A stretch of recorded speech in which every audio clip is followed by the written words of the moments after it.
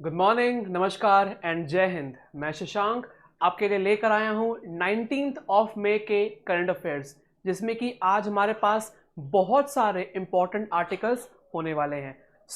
मैं आप सबका स्वागत करता हूँ हमारे यूट्यूब चैनल जिसका नाम है Swami Vivekananda institute. Let's get started. देखते हैं हमारा आज का जो फर्स्ट टॉपिक है वो क्या है। वो है हमारा GS1 इंडियन हिस्ट्री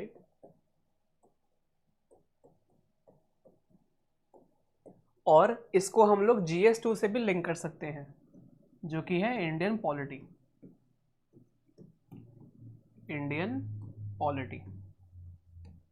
ठीक है।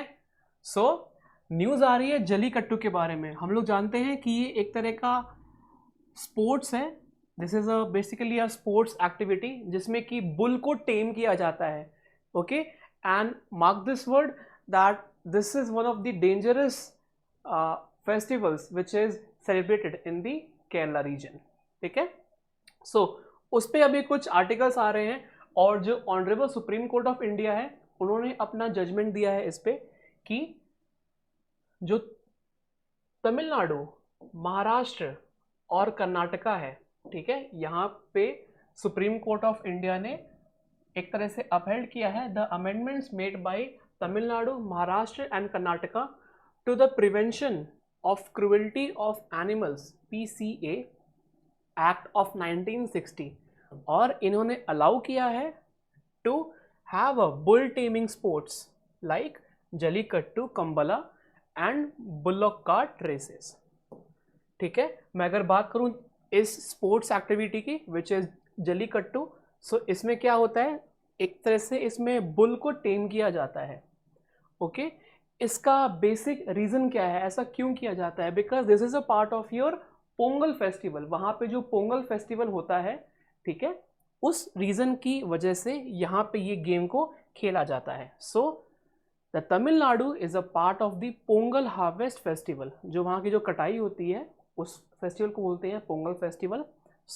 पोंगल कहाँ मनाया जाता है? आपका तमिलनाडु में। ठीक है। And as a celebration of nature of which cattle worship is a part, जिसमें कि कैटल की पूजा भी की जाती है। कैटल मतलब कि जितने भी बुल्स हो गए, काउज हो गए, ठीक है, तो इन सब की पूजा भी की जाती है। हाउएवर अगर देखा जाए ये जो कंटेस्ट किया जाता है, ये जो स्पोर्ट्स है, ये एक तरह से क्रुएल्टी टू एनिमल्स भी हो सकता है। मतलब कि जो एनिमल्स हैं उनके ऊपर ये चीज़ क्रुएल्टी भी आ सकती है। एक तरफ है द क्रुएल्टी टुवर्ड्स एनिमल और एक तरफ है द बिलीफ। ठीक है। यहाँ पे बिलीफ वर्सेस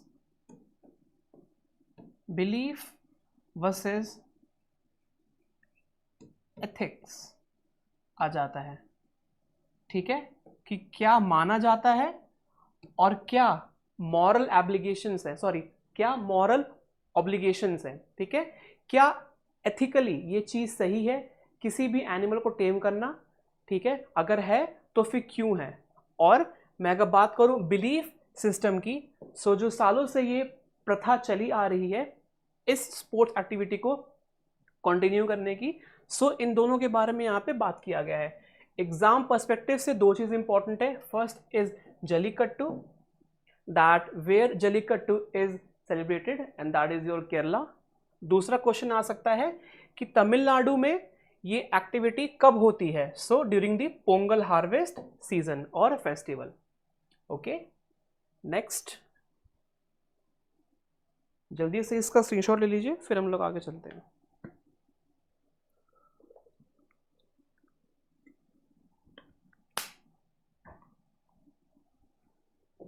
नेक्स्ट देखते हैं, what are the Reserve Bank of India's regulations on green deposits. हम लोग ग्रीन डिपॉजिट्स के बारे में पढ़ेंगे कि ग्रीन डिपॉजिट्स क्या होता है। ठीक है, और हम इन ग्रीन डिपॉजिट्स को लिंक करेंगे ग्रीन वॉशिंग के साथ। मैंने अपने प्रीवियस वीडियो सेशंस में, लेक्चर्स में ग्रीन वॉशिंग के बारे में डिस्क्राइब किया है बहुत अच्छे ढंग से। जिसने भी मेरा वीडियो देखा है पहला, उसके टर्म के बारे में मालूम होगा। ऑल्दो मैं इसके बारे में फिर से आज पढ़ाऊंगा आप लोगों की क्या होता है। सो हम लोग आरबीआई के रेगुलेशंस को पढ़ने में इंटरेस्टेड हैं about green deposit. Green deposits क्या होता है, ठीक है। सो देखते हैं हम लोग। अच्छा, मैं अगर बात करूं सो ये आपका GS3 एनवायरमेंट से लिंक हो जाता है और ये आपका GS2 इंटरनेशनल रिलेशन से भी लिंक हो जाता है। क्यों? क्योंकि यहाँ पे ग्रीन वॉशिंग की बात हो रही है और ग्रीन वॉशिंग बेसिकली आपका IR में भी न्यूज़ में था अभी कुछ दिनों पहले। सो ये GS3 एंड GS2 दोनों में ये क्वेश्चन आ सकता है आपका। देखते हैं टॉपिक क्या है आज का। मैं अगर बात करूं आरबीआई की हमारे, the banks will regulate the funds collected for specific purpose. यहाँ पे स्पेसिफिक पर्पस क्या है, ये प्री डिफाइंड होता है पहले से ही। प्री डिफाइंड मतलब कि जो फंड्स कलेक्ट होने वाले हैं, ठीक है, उनके लिए क्या रीजंस हैं वो पहले से ही लिखे होते हैं। मतलब कि जो आरबीआई जो फंड्स इकट्ठे करने वाला है, जो कलेक्शन करने वाला है, वो बेसिकली क्लाइमेट चेंज से लड़ने के लिए होगा। बेसिकली इनको ग्रीन फंड्स कहते हैं या फिर ग्रीन बॉन्ड्स भी कहते हैं इन सबको हम लोग, ठीक है। स्पेसिफिक पर्पस क्या है, टुवर्ड्स क्लाइमेट, टुवर्ड्स क्लाइमेट। अब ऐसा नहीं कि क्लाइमेट के नाम पे हमने पैसे तो ले लिए बट हमने वहां पे बड़ी बड़ी बिल्डिंग वहां पे खड़ी कर दी, ऐसा नहीं चलेगा। क्या होगा कि स्पेसिफिक पर्पस मतलब कि ऐसा पर्पस जो कि क्लाइमेट के लिए अच्छा रहे। Here climate and to make sure the funds are being used for withstand climate projects। जितने भी climate projects हैं उनके लिए बेसिकली ये फंड्स का कलेक्शन होता है। नाउ मैं अगर बात करूं कि ग्रीन डिपॉजिट्स क्या होते हैं, what are green deposits. Green deposit जो होते हैं ना गाइस, वो बहुत डिफरेंट नहीं होते हैं फ्रॉम दी रेगुलर डिपॉजिट्स। मतलब कि दो तरह के होते हैं डिपॉजिट्स, एक होते हैं ग्रीन डिपॉजिट्स और एक होते हैं रेगुलर डिपॉजिट्स। ओके, जो आरबीआई के डिपॉजिट्स होते हैं वो दो तरह के होते हैं। First is your green deposit and next is your regular deposit. Main इसमें डिफरेंस क्या है, डिफरेंस ये है कि जो बैंक है, bank promise to earmark the money that they receive as green deposit towards environment friendly projects। For example green deposit और regular deposit में इतना ही फर्क है कि जो ग्रीन डिपॉजिट है ये बेसिकली आपके क्लाइमेट के लिए ही काम करेंगे। बेसिकली ये क्लाइमेट के लिए ही काम करेंगे। ऐसा क्लाइमेट के लिए काम होगा जिससे कि जो सस्टेनेबिलिटी है वो मेंटेन रहे, ठीक है। Now for example, a bank पे promise that green deposits will be used towards financing the renewable energy. For example, मान लेते हैं कि हमने किसी भी यूरोपियन यूनियन के साथ हमने एक डील साइन करी। India and European union signed a deal in which European union ने कहा कि इंडिया में हम लोग 10 मेगावाट का हम लोग विंड एनर्जी इंस्टॉल करने वाले हैं, ठीक है। अब ये जो 10 मेगावाट का जो विंड एनर्जी इंस्टॉल होगा, इसकी जो फंडिंग आएगी वो कहाँ से आएगी। RBI will fund it, RBI plus European banks will fund it, ठीक है। और जो आरबीआई जो बॉन्ड्स लेके आएगा, बेसिकली बॉन्ड्स क्या होते हैं, जैसे कि आरबीआई कोई भी अगर बॉन्ड इशू करता है मार्केट में, हम लोग, आप और मैं उस बॉन्ड को परचेज करते हैं, ठीक है, in order to gain the interest on it. Fine. Now जब वो बॉन्ड रिलीज होगा, वो बॉन्ड दो तरह का होता है, एक तो रेगुलर बॉन्ड या फिर रेगुलर डिपॉजिट्स और एक होता है green bond which are green deposits. RBI जो यहाँ पे बॉन्ड लाएगा वो ये नहीं लाएगा, वो ग्रीन डिपॉजिट्स के बॉन्ड्स लाएगा ताकि हम लोग इसको परचेज करके इस पे जो इंटरेस्ट है हम उसको गेन कर सके और वो हमारी फिर एक तरह से अर्निंग हो सके, ठीक है। नाउ ये जो आरबीआई ग्रीन बॉन्ड लेके आ रहा है ये सिर्फ और सिर्फ क्लाइमेट चेंज से लड़ने के लिए ही होना चाहिए। मतलब इसका मतलब ये नहीं कि हम इस ग्रीन बॉन्ड को इशू करने के बाद ये नहीं कि हमने बड़े बड़े वहां पे टावर्स खड़े कर दिए, ऐसा बिल्कुल नहीं होना चाहिए। होना क्या चाहिए कि क्लाइमेट फाइनेंस को इसमें करना है इसको, ठीक है, इसको बेसिकली फाइनेंस करना है क्लाइमेट के लिए। Okay, this is about the green bond कि ग्रीन बॉन्ड होता क्या है। नाउ हम देखते हैं कि जो आरबीआई है, आरबीआई का जो फ्रेमवर्क है वो क्या कहता है इसमें, देखते हैं। So the RBI's framework for the acceptance of green deposits lays down certain conditions, ऐसी कोई कंडीशंस है जिसमें कि जो ग्रीन डिपॉजिट्स हैं वो एक्सेप्ट किए जाते हैं। वो क्या है देखते हैं हम लोग। दैट अ बैंक, कोई भी bank must fulfil to accept green deposits from customers.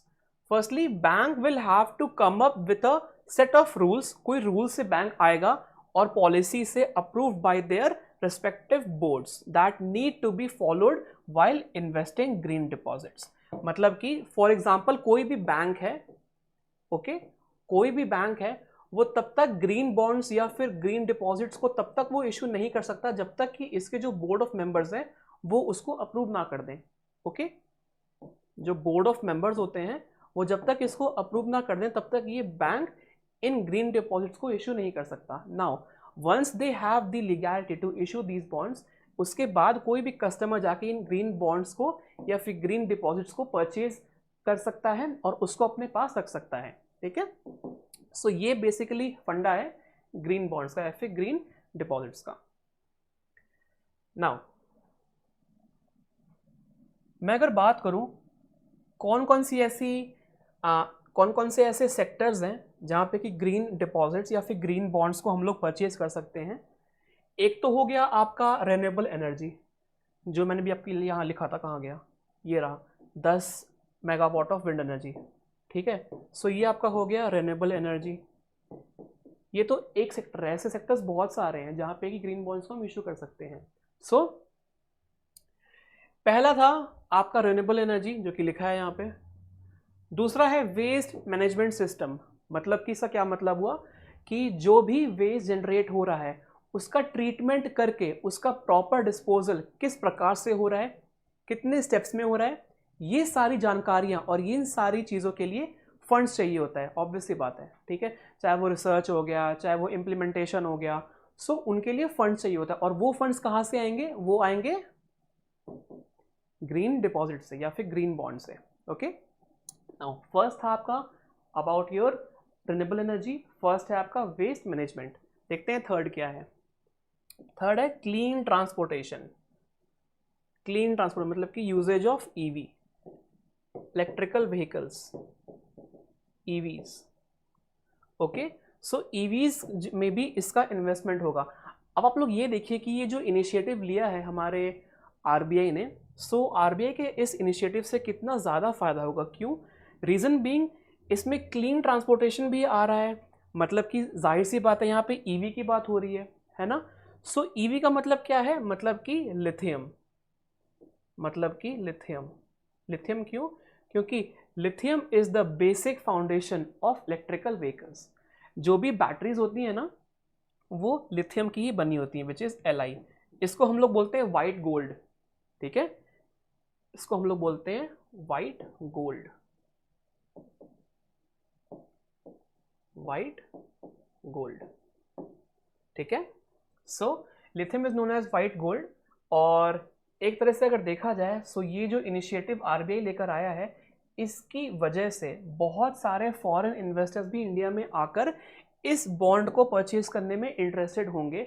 So ultimately जो ईवी सेक्टर है इंडिया का वो बूस्ट करेगा। सो आप लोग देख रहे हैं लॉन्ग टर्म विजन इसको कहते हैं। हमने ग्रीन बॉन्ड हम लेकर आए, उससे हम लोग एक तरह से ईवी का मार्केट डोमेन हम लोग एक्सपैंड करना चाहते हैं। So this is the very way by which we can increase it. Now next है हमारा एनर्जी एफिशिएंसी। ठीक है, एंड उसके बाद है एफॉरेस्टेशन, मतलब कि कितना हम लोग पेड़ पौधे लगा रहे हैं। सो ये सब चीज़ें आपकी ग्रीन बॉन्ड्स में आ सकती है। देखिए गाइस, क्वेश्चन ऐसा नहीं आएगा कि हाल ही में किसने ग्रीन बॉन्ड को इशू करने की कोशिश करी, ऐसा क्वेश्चन बिल्कुल नहीं आएगा। क्वेश्चन आप लोग का ऐसा आएगा कि जैसे ग्रीन बॉन्ड है, ठीक है, सो ग्रीन बॉन्ड में आपका क्या क्या आ सकता है। आपको 4 ऑप्शन दिए रहेंगे, जैसे कि एफॉरेस्टेशन दिया रहेगा, ठीक है, फिर 2-3 ऑप्शंस और भी दिए रहेंगे। सो इन्हीं में से एक ऑप्शन वो सही होगा। ठीक है, सो मेक श्योर कि ग्रीन बॉन्ड्स में या फिर ग्रीन डिपॉजिट्स में ये सब चीज़ें आती हैं आपकी। ओके, नेक्स्ट देखते हैं हम लोग। नेक्स्ट देखने से पहले आप लोग इसका ज़रा एक बार स्क्रीनशॉट ले लीजिए ताकि आप लोग के लिए आसानी रहे नोट्स बनाने में।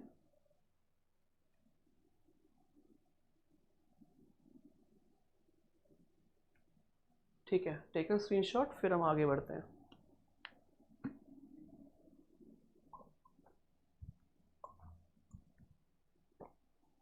And guys one more thing, अगर कोई चीज़ आपको समझ में नहीं आती है ना, सो मेक श्योर कि आप लोग कमेंट सेक्शन का यूज़ कीजिए। मैं बार बार इसलिए कहता हूँ ताकि मुझे भी तो मालूम रहे कि जो बच्चा पढ़ रहा है उसको डाउट्स आ रहे हैं कि नहीं आ रहे हैं। ठीक है, so let's make it interactive. ठीक है, नाउ नेक्स्ट देखते हैं हम लोग। नेक्स्ट टॉपिक है हमारा लंपी स्किन डिजीज के बारे में। मैंने ये भी टॉपिक कवर किया हुआ है 1-2 हफ्ते पहले, मुझे अच्छे से याद है। Lumpy skin disease GS3। सो आप लोग ये देखिए कि एक टॉपिक कितने बार रिपीट होता है। एनवायरमेंट देखते हैं लंपी स्किन डिजीज एक्चुअली में होता क्या है। So it is spread bye pox virus. ये बेसिकली एक तरह का पॉक्स वायरस से स्प्रेड होता है, जहां पे मॉस्किटो बाइट इसका मेन रीजन है। सो किसी भी एनिमल को अगर कोई भी मस्किटो बाइट होता है, उसके बाद क्या होगा कि pox virus will multiply. I told you कि वायरस की टेंडेंसी क्या होती है कि वायरस टेंड्स टू मल्टीप्लाई। 1 का 2 बनेगा, फिर 2 का 4 बनेगा। ठीक है, सो ऐसे ऐसे वायरस जो होता है दे multiply, they just want a host. इनको एक बार अगर होस्ट मिल गया, होस्ट मतलब कि इनको एक बार कोई भी लिविंग बॉडी मिल गई, सो ये अपने आप ही मल्टीप्लाई करना शुरू कर देंगे। So pox virus is spread by mosquito bite in cattles. अगर बात करूं कि तो it is not a zoonotic disease. This is not a zoonotic disease। क्या मतलब हुआ? that has jumped from a non-human animal to humans। मतलब कि एक तरह का ऐसी बीमारी जो कि नॉन ह्यूमन से ह्यूमंस में आ जाती है, मतलब कि एनिमल से ह्यूमन में जो बीमारी आ जाती है उसको हम बोलते हैं zoonotic diseases. Zoonotic diseases. So ऐसे डिजीज जो कि एनिमल टू ह्यूमंस स्प्रेड होता है, उनको हम लोग बोलते हैं जूनोटिक डिजीजेस। नाउ मैं अगर बात करूं लंपी डिजीज की जो कि कैटल्स में होता है, so it is not a zoonotic disease, मतलब कि ये एनिमल टू ह्यूमन में स्प्रेड नहीं होगा। नाउ अगर मैं इसके डीमेरिट्स की बात करूं, सो इसके डीमेरिट्स क्या हो जाएंगे स्टूडेंट्स?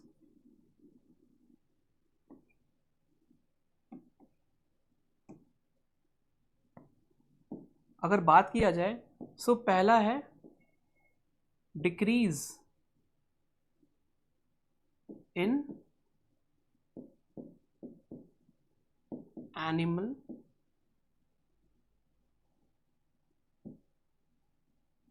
फार्मिंग या फिर मिल्क फार्मिंग या फिर मिल्क प्रोडक्शन। सबसे बड़ा रीजन इंडिया है। India is one of the leading countries in terms of milk production, हम लोग जानते हैं। ओके, सो अगर ये डिजीज अगर आते रहेगी, so it will be very devastating for the animal farming and for the milk production in our country. कहने का मतलब ये कि अगर ये एक बार डिजीज यहाँ तक फैल गई, सो जो इंडिया का जो मिल्क प्रोडक्शन सिस्टम है उस पर बहुत ज़्यादा अफेक्ट डाल सकता है। ठीक है, दूसरा है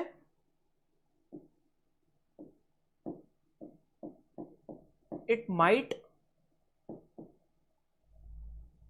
माइट इंक्रीज द कॉस्ट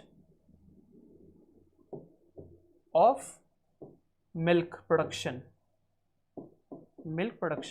क्या मतलब हुआ, अगर ये बीमारी फैलनी शुरू हो जाती है, जो कि गॉड फॉरबिड ना हो, ठीक है, अगर हो जाती है तो उससे क्या होगा कि जो कॉस्ट है मिल्क का वो भी एक तरह से इंक्रीज करेगा, वो इंक्रीज होगा। सो बेसिकली क्या होगा, this will increase, so there would be a increase in logistics as well.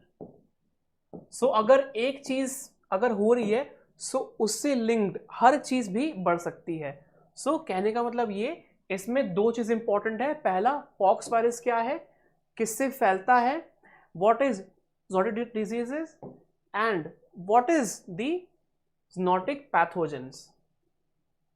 Third चीज, क्या ये एनिमल टू ह्यूमन में फैलता है कि नहीं फैलता। सो ये 4-5 चीजें इसमें इंपॉर्टेंट हो जाती हैं, और ये अगर फैलता है तो इसके डीमेरिट्स क्या क्या हो सकते हैं। So this is all important about lumpy skin disease.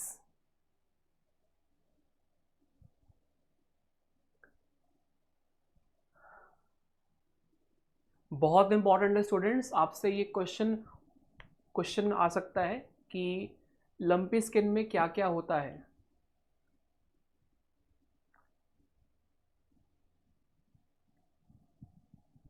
Next देखते हैं।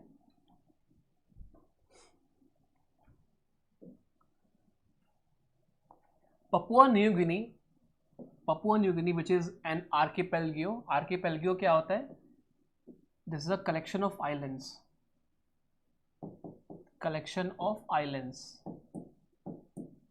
Is known as archipelago. So Papua New Guinea ने बेसिकली अभी साइन किया है deal with the United States of America. ये तो आ गई आपकी न्यूज़, इसको आप लिंक कर लीजिएगा जीएस पेपर 2 से, which is your international relations. Clear. Now मैं अगर बात करूं मैप की, सो ऑस्ट्रेलिया के ठीक ऊपर आपका पपुआ न्यू गिनी आता है। So this is your Australia, ये आपका ऑस्ट्रेलिया है, और ये आपका है पपुआ न्यू गिनी। ठीक है, यहाँ पे आपके हैं सोलोमन आइलैंड्स, फिर यहाँ पे आपका आ गया वेस्टर्न सामोआ, यहाँ पे आपका आ गया वेनुआता, यहाँ पे आपका आ गया फिजी, यहाँ पे आ गया टोंगा। ये वही रीजन है टोंगा जहाँ पे कि अभी ओशन के अंदर, जहाँ पे अभी वोल्केनिक एरप्शन हुआ था, ये वही रीजन है। होंगा टोंगा आपको याद होगा, होंगा टोंगा ये रीजन। ठीक है, यहाँ पे कुक आइलैंड्स भी है, देख सकते हैं आप लोग। और ये जो एक सामोआ आइलैंड है यहाँ पे कि ये यूएसए का है बेसिकली, यहाँ पे अमेरिकन का यहाँ पे बेस है। ठीक है, सो ये हल्का सा मैप है जो कि आप लोग को पता होना चाहिए कि कहाँ पे क्या लोकेशन है। सो ऑस्ट्रेलिया के ठीक ऊपर towards north there is a archipelago known as Papua New Guinea. Now मैं अगर बात करूं कुछ और आइलैंड्स की, सो सेंकाकू आइलैंड जो कि न्यूज़ में रहता है, सो इसका जो कन्फ्लिक्ट चल रहा है वो चल रहा है विद चाइना। मतलब कि चाइना में जो है वो चाइना क्लेम करता है कि जितने भी सेंकाकू आइलैंड्स हैं वो सारे चाइना के पार्ट हैं। ठीक है, वैसे ही सेम है क्यूरिल आइलैंड। सो क्यूरिल आइलैंड जो है वो basically it is a spot of tension between Japan and Russia. So Japan and Russia both claims this Kuril Island. अगर मैं बात करूं उसके साइड में, सो आ जाता है Taiwan and China and US. So आप लोग ये देखिए कि कितना ज़्यादा यहाँ पे टेंशन क्रिएट है। एक तो यहाँ पे टेंशन क्रिएट है, फिर यहाँ पे टेंशन क्रिएट है, और एक यहाँ पे टेंशन क्रिएट है। सो यहाँ पे इतना ज़्यादा टेंशन क्रिएट क्यों हो रहा है, बिकॉज ऑफ द रिसोर्सेज। लड़ाई सब एक ही बात पे आके रुक जाती है, विच इज रिसोर्स के लोग पीछे भाग रहे हैं। ओके, और यहाँ पे गैस हो गया, मिनरल्स हो गया, आपका फॉसिल फ्यूल हो गया, पेट्रोलियम हो गया, यहाँ पे भारी मात्रा में देखने को मिला है। ओके, और इसी रीजन की वजह से हर एक कंट्री यहाँ पे आके अपना पावर डेवलप करना चाह रहा है। बेसिकली ये सब रीजन जो है ना, सेंकाकू आइलैंड्स हो गए, आपके क्यूरिल आइलैंड्स हो गए, ताइवान हो गया, फिर आपका क्या बोलते हैं 9 डैश लाइन हो गया, 9 डैश लाइन, जो कि चाइना क्लेम करता है, विच इज इलीगल डिमार्केशन। सो ये सब चीजें क्या है, यहाँ पे रिसोर्स बहुत ज्यादा देखा गया है। That is the reason why हर एक कंट्री आके यहाँ पे अपना पावर डेवलप करना चाह रहा है। और देखा गया है कि ये सारी चीजें जहां जहां पे फॉसिल फ्यूल्स, पेट्रोलियम, गैसेस मिल रहे हैं, इन सब रीजन में हम लोग पावर वैक्यूम देख रहे हैं। We are seeing a power vacuum. Power vacuum मतलब क्या, कि यहाँ पे हर कोई आके अपना पावर इस्टेब्लिश करना चाह रहा है। ठीक है। नाउ मैं अगर बात करूं जैसे कि किरिबाती आइलैंड हो गया। सो किरिबाती आइलैंड आपका ऑस्ट्रेलिया में है। ठीक है, it's a part of your Australia. Kiribati is a part of the Australia. So Kiribati में क्या है कि रिसेंटली अभी यूएस ने साइन किया है डील कि ये बेसिकली पपुआ न्यू गिनी को कुछ कुछ अपने पेट्रोलिंग इक्विपमेंट्स देगा, पेट्रोलिंग सबमरीन्स देगा, जिसके रीजन की वजह से क्या होगा कि पपुआ न्यू गिनी एक तरह से सर्वेलेंस क्रिएट कर सकता है अपने आसपास के रीजन में। मतलब कि जैसे कि ये पपुआ न्यू गिनी हो गया, सो इसके आसपास ये पेट्रोलिंग कर सकता है, अपनी आंखें रख सकता है और कंट्रीज के मूवमेंट के ऊपर, ताकि इसके डोमेन में कोई ना आ सके। ओके, मैं अगर बात करूं तो सिमिलर ऐसा ही एक साइन डील किया गया था विथ ऑस्ट्रेलिया। ऑस्ट्रेलिया क्यों? क्योंकि देखा जा रहा था कि ऑस्ट्रेलिया के आसपास चाइनीज शिप्स आके डॉक कर रही हैं। जो चाइनीज शिप्स हैं वो आके आसपास डॉक कर रही हैं, मतलब कि आके वहां पे रुक रही हैं। ठीक है। सो ये चीज ऑस्ट्रेलिया को अच्छी नहीं लगी। ऑब्वियस सी बात है, कोई भी कंट्री अगर किसी और कंट्री के शिप्स को देखेगा और वहां पे वो डॉक होंगी, सो it will be a mark of tension कि वो यहाँ पे आके क्यों रुक रहा है। ठीक है। तो इसी रीजन की वजह से Australia wanted submarines to patrol. इसी रीजन की वजह से ऑस्ट्रेलिया को सबमरीन्स चाहिए थे ताकि वो पेट्रोलिंग कर सके इस रीजन में। नाउ इसी चीज को देखते हुए ऑकस का डेवलपमेंट हुआ। ऑकस क्या है आपका? ऑकस एक आपका इनिशिएटिव है। This is basically a grouping which has members Australia, UK and US. ये 3 नेशंस का ये ब्लॉक है, जहां पे कि दिस मेक श्योर कि ऑस्ट्रेलिया को हम लोग सबमरीन्स देते रहें, ताकि जो इंडो पैसिफिक रीजन है यहाँ पे सस्टेनेबिलिटी और यहाँ पे सिक्योरिटी और पीस, ट्रैंक्विलिटी यहाँ पे मेंटेन रहे throughout the region. Now अब अगर मैं बात करूं चाइना की, सो चाइना भी ये देखते हुए एक तरह से ये दोनों को टेंशन में बैलेंस करने की बात कर रहा है। This is balancing. हो क्या रहा है, मैं अगर बात करूं, सो जैसे कि आपका यहाँ पे हो गया ऑस्ट्रेलिया, ठीक है, यहाँ पे हो गया पपुआ न्यू गिनी, ठीक है, यहाँ पे हो गया आपका चाइना, ठीक है, तो ये यहाँ पे हो गया आपका साउथ चाइना सी, ठीक है। सो हो क्या रहा है, हो ये रहा है कि जो यूके है और जो यूएस है,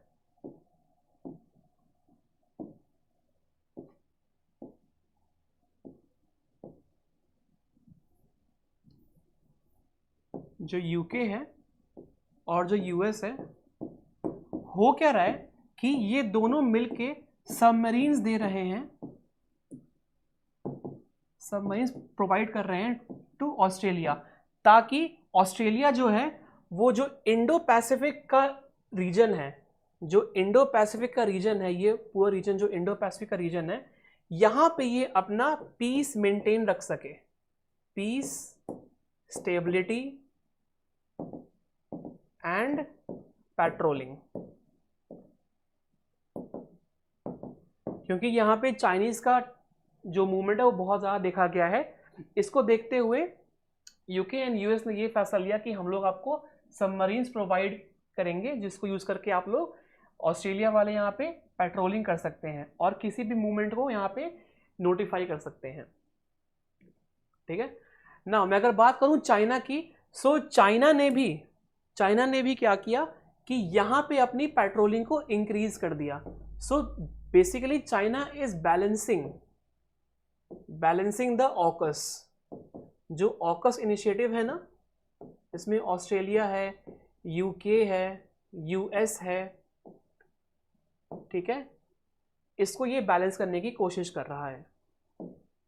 नाउ अगर बात करूं टू काउंटर दिस, इस चीज को काउंटर करने के लिए Papua New Guinea has signed a deal with US and पर that US can use Pacific Ocean islands for troops. मतलब कि ये एक तरह से जितने भी पेट्रोलिंग इक्विपमेंट्स है वो तो देगा ही देगा, साथ ही साथ यूएस जो है वो डॉक कर सकता है पपुआ न्यू गिनी के किसी भी आइलैंड पर.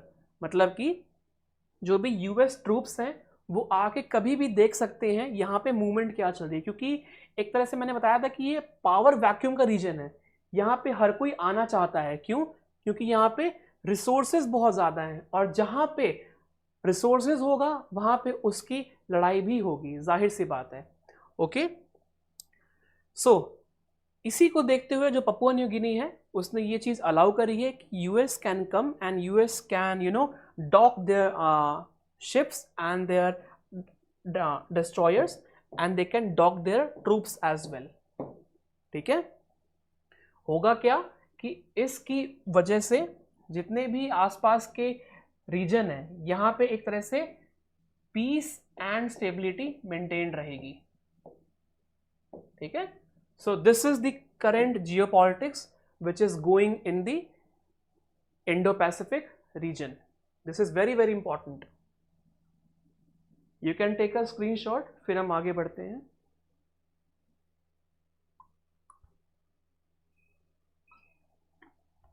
यूपीएससी ने प्रीवियसली ये क्वेश्चन पूछा था कि किस आइलैंड के साथ किस कंट्री का मतलब एग्रेशन है, या फिर किस कंट्री का किस आइलैंड के साथ एक टेंशन है. ठीक है, सो सिंकाकू था आई थिंक या फिर क्यूरिल था, मेरे को चेक करना पड़ेगा. सो कहने का मतलब ये कि इंपॉर्टेंट हो गया है. ठीक है, it might come in the exam कि जो पीएनजी है, जो पपुआ न्यू गिनी है, उसने साइन की है डील विथ यूएस, वो क्यों करी है. सो आपको इसका रीजन मालूम होना चाहिए कि मेन रीजन क्या है इसका. नेक्स्ट देखते हैं.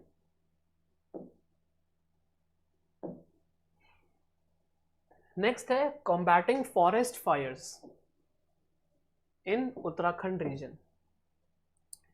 ये आपका GS3 से लिंक हो गया, विच इज एनवायरमेंट. देखते हैं सिलेबस क्या है हमारा. सिलेबस है डिजास्टर मैनेजमेंट के कंटेक्स्ट में. मतलब कि द चार pine belt of Uttarakhand faces significant forest fire challenges. ठीक है, अब बात करूं कि कायर पाइन बेल्ट क्या होता है. So it refers to an area characterized by the dominance of chir pine trees.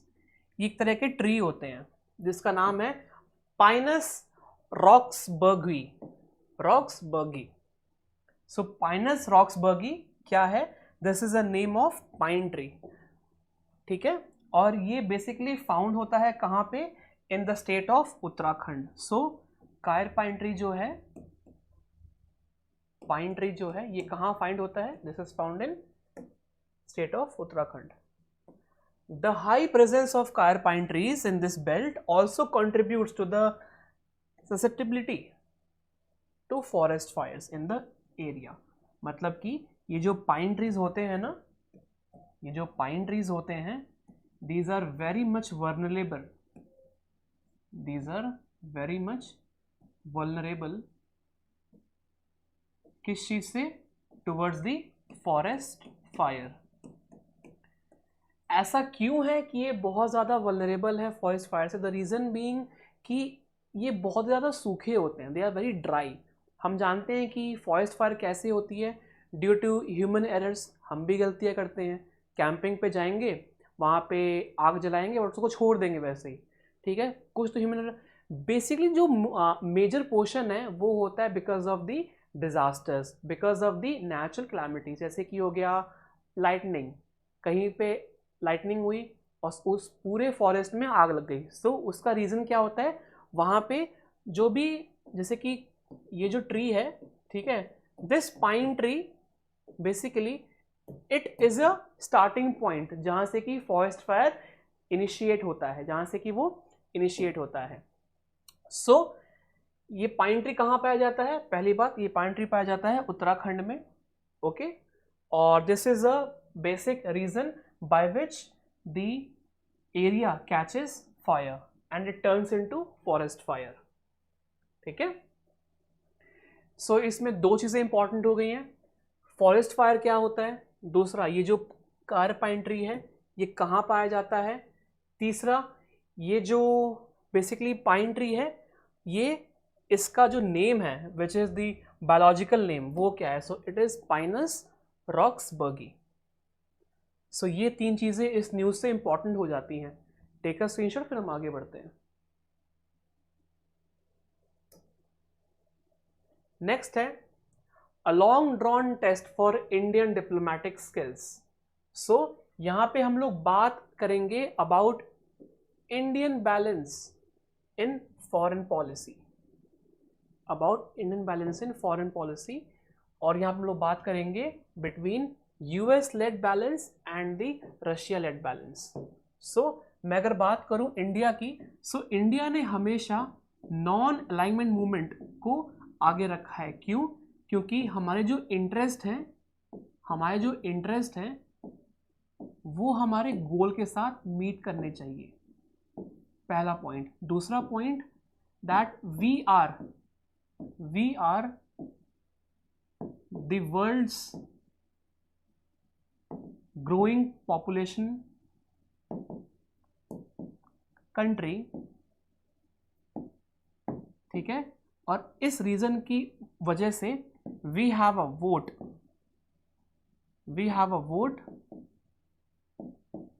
to make our own policy। कहने का मतलब क्या हुआ कि हमें किसी की भी यहाँ पे डायरेक्शंस की ज़रूरत नहीं है कि कोई कंट्री आकर हमें बताए कि हमें क्या करना है ना।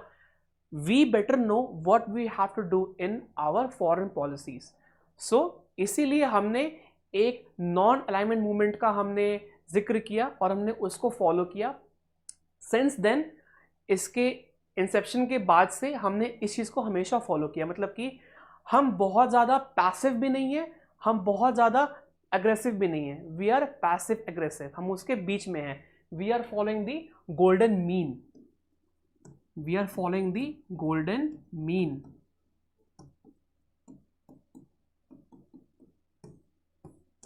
ठीक है। नाउ मैं अगर बात करूं इंडिया की, so India follows the golden mean. और मैं अगर बात करूं यहां पे आपकी यूएस लेड की, ठीक है, और बात करूं रशिया लेड की,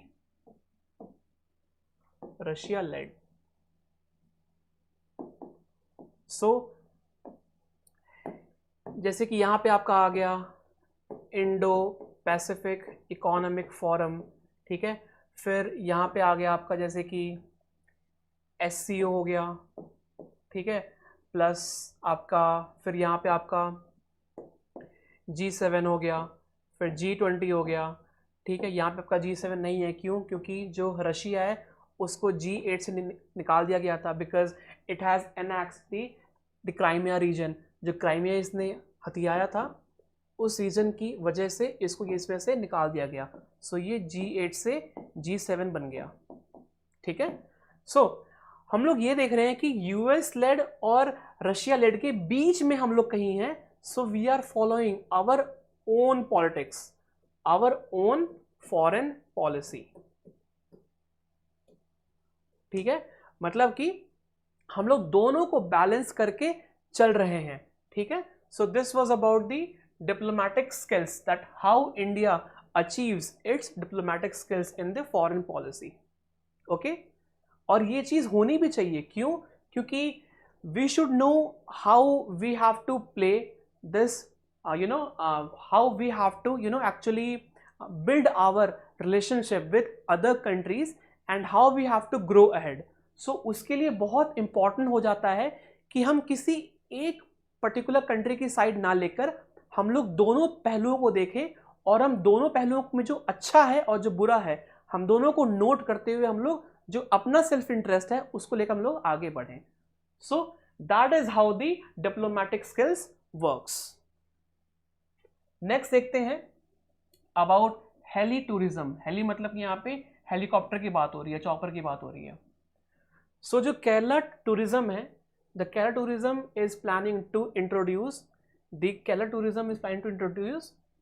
heli tourism to attract the premium tourists. मतलब कि द टूरिस्ट जो आते हैं इस केरला रीजन में उनको अट्रैक्ट करने के लिए ये हेली टूरिज्म का इनिशिएट किया गया है. सो इसमें क्या होगा कि हेलीकॉप्टर टैक्सी सर्विसेज यहाँ पे होंगी, इसको जोड़ा जाएगा कोची से with popular tourist destinations like Thekkady, Munnar and Kumarakom. So ये कुमाराकॉम हो गया, फिर मुन्नार हो गया, फिर थिकड़ी हो गया. सो इन सब रीजन को कोची से जोड़ा जाएगा और इनमें हेलीकॉप्टर टैक्सी सर्विसेज को इनिशिएट किया जाएगा. ठीक है. नाउ ये हो कैसे रहा है? ये हो रहा है द डिपार्टमेंट एम्स जो इस चीज़ को इनिशिएट करवा रहा है वो सेट कर रहा है necessary infrastructures through public private partnership. मतलब कि इसमें गवर्नमेंट का भी इसमें रोल है और इसमें जो प्राइवेट एंटिटीज़ हैं उनका भी रोल है. सो ये जो हेली टूरिज्म सेक्टर है इसमें both government and private both will come and both will invest their funds in order to increase this heli taxi services. I repeat, जो केरला टूरिज्म है, the Kerala tourism aims at increasing the helicopter services. इसमें क्या होगा कि कोची को 3-4 जगह से जोड़ा जाएगा और वहाँ पे चॉपर की जो सुविधा है वो वहाँ पे होंगी जिसकी वजह से बहुत ज़्यादा वहाँ पे टूरिस्ट आएंगे. ठीक है. अब जाहिर सी बात है जब कहीं भी टूरिस्ट आएंगे सो उस कंट्री उस स्टेट की इकोनॉमी भी बढ़ेगी. ठीक है. सो ये सब इकोनॉमी को देखते हुए किया जा रहा है. आपसे ये क्वेश्चन पूछा जा सकता है कि जो हेली टूरिज्म है वो भी कहाँ पे इंट्रोड्यूस किया गया. सो वो रीजन है केरला. नेक्स्ट देखते हैं हम लोग. नेक्स्ट है हमारा प्रधानमंत्री मत्स्य संपदा योजना. प्रधानमंत्री मत्स्य संपदा योजना ये आप अपना GS1 में लिख सकते हैं.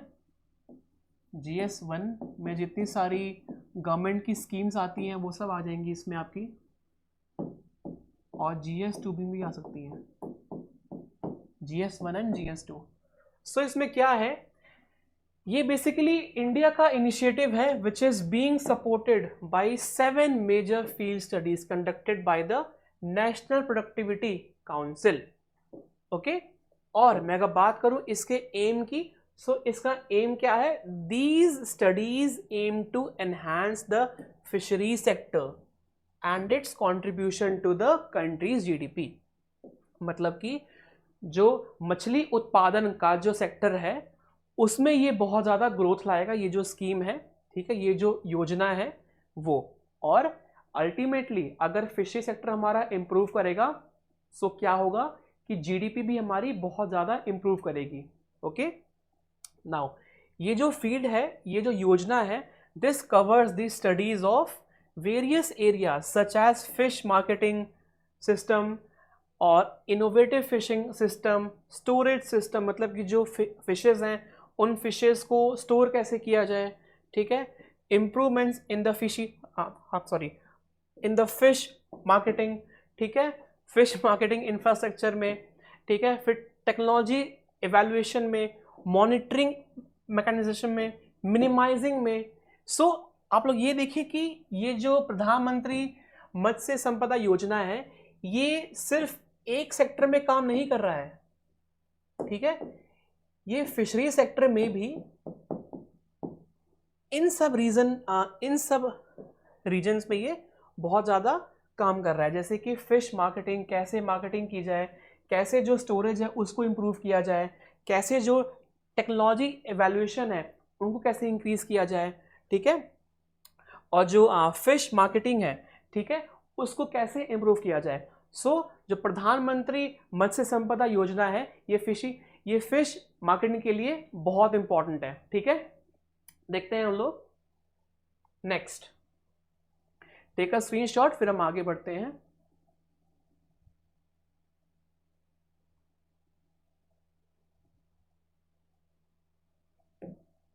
ठीक है, so guys by this we come to the end of our video.